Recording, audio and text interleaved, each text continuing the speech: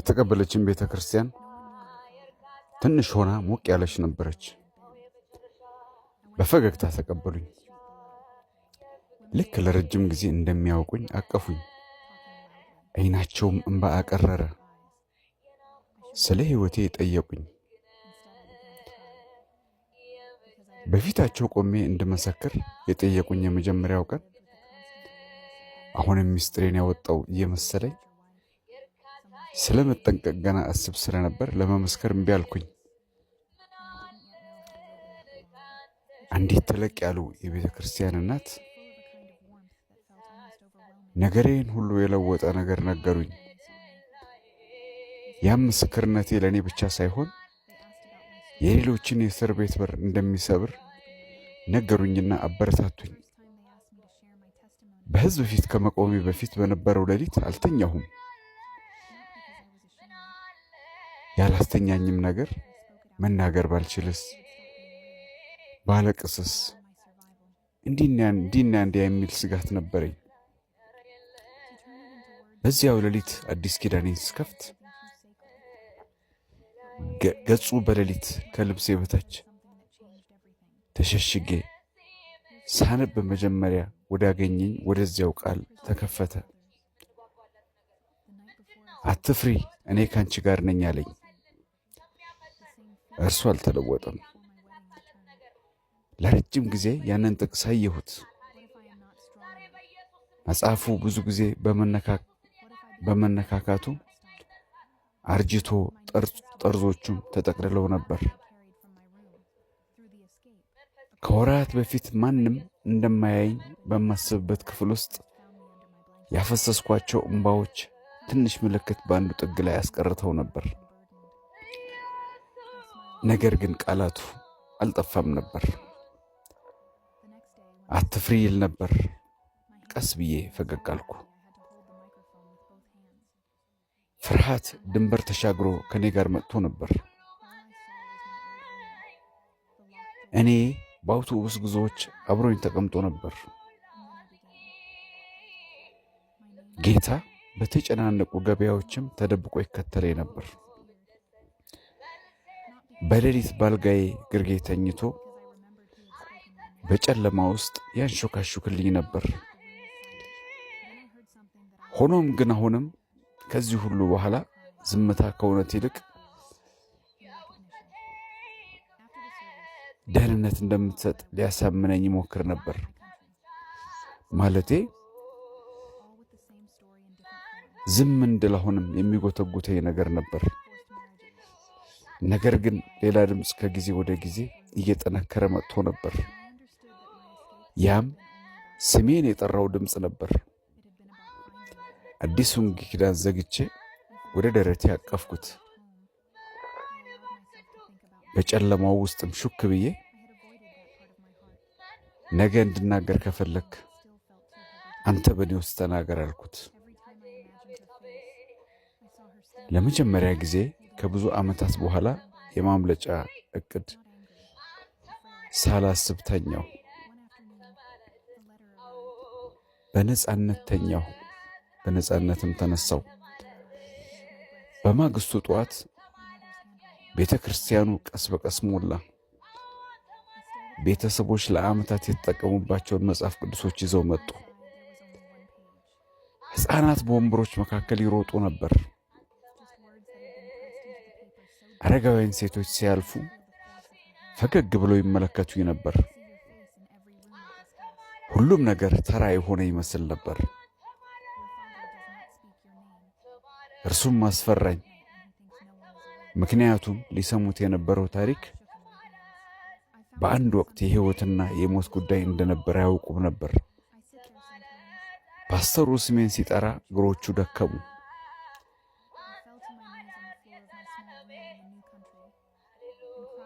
እግሮቼ መቆም አልቻሉም። ለአንድ አፍታ ተቀምጬ ቀረሁ። ከዚያ ግን ሌላ ትዝታ መጣብኝ። የተቆለፈ ክፍል፣ የተደበቀ መጽሐፍ ቅዱስ ወዘተ። በጸጥታ የተንጠለጠለ የሰርግ ልብስ፣ እንዲሁም አንድ ምርጫ። ተነሳው። እየተራመድኩ ወደፊት ሲሄድ ክፍሉ ፈጽሞ ጸጥ አለ። የልቤን ምት መስማት ይችል ነበር።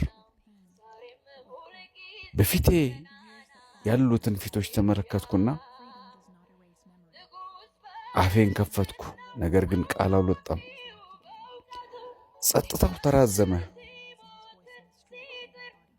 ከዚያ ታሪኬ ለሌሎች የእስር ቤት በሮች የሚከፍት ቁልፍ እንደሆነ የነገረችኝ ሴት አየዋቸው። ፈገግ አሉ። በዚያን ጊዜ በድንገት ተረዳሁ። ይህ ምስክርነት ኢየሱስ ታማኝ እንደሆነ ለማሳየት እንጂ ምንም ጊዜ ምን ያህል ደፋር እንደሆንኩ ለማሳየት አልነበረም። ስለዚህ ከመጀመሪያው ጀመርኩ። መጠየቅ ያልተፈቀደልኝ ጥያቄዎች ነገርኳቸው። ውሳኔዎቹን ሁሉ ስለሚቆጣጠሩ ፍርሃት ነገርኳቸው።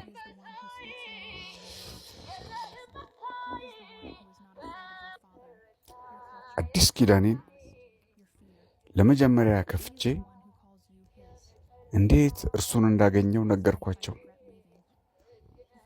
እርሱም እኔ ከማውቀው በፊት ያውቀኝ ነበር። ስናገር ያልጠበቅኩት ነገር ተከሰተ። ፍርሃቱ ጠፋ። በአንድ ጊዜ አይደለም፣ በአስደናቂ ሁኔታም አይደለም። በቀላሉ ግን ስልጣኑን አጣ።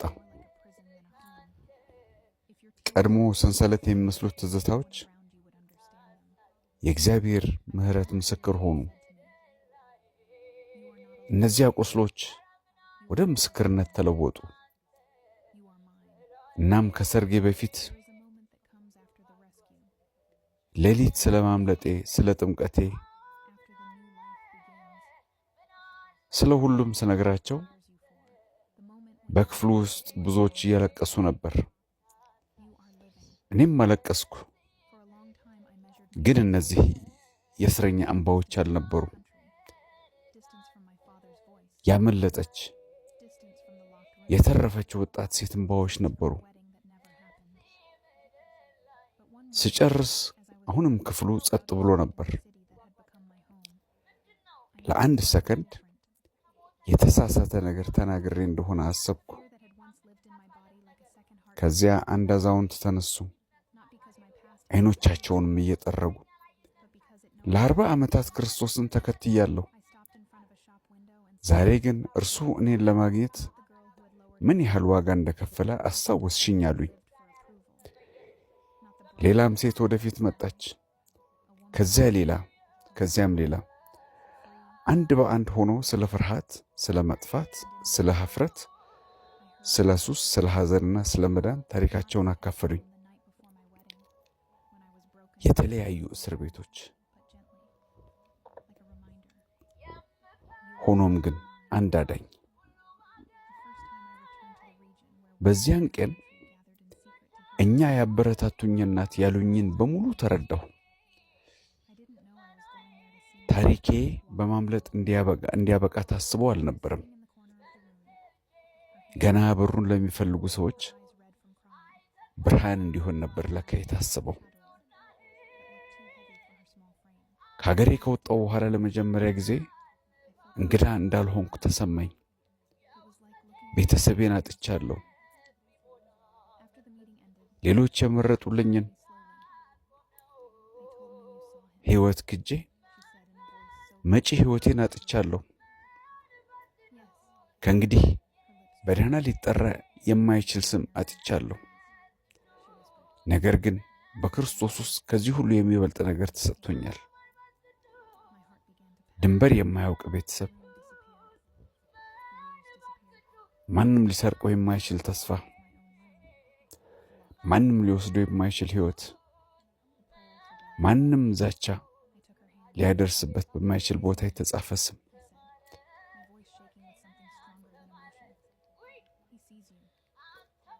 ከብርድ ልብስ በታች በሚስጥር የተጀመረው ጉዞ በአደባባይ የተነገረ ምስክርነት ሆነ።